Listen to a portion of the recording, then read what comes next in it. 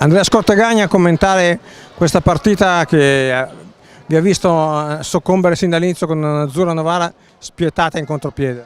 Sì, buonasera a tutti.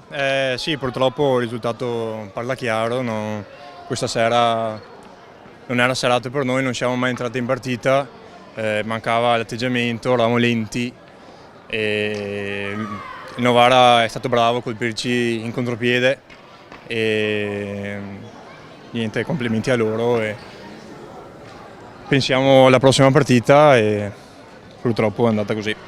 Cosa è mancato rispetto alla grande partita che avete fatto domenica scorsa con lo Scandiano?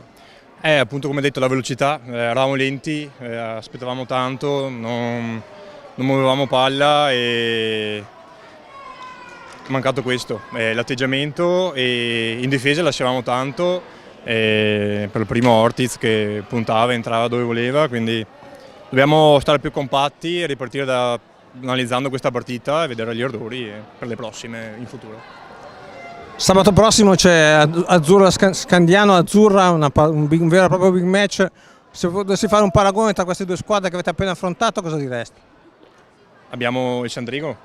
No, dico Azzurra giocherà con lo Scandiano, se potessi fare un paragone tra queste due squadre.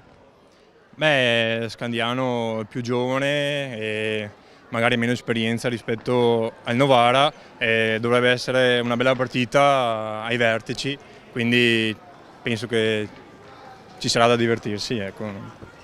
Grazie, in bocca al lupo. Buona serata.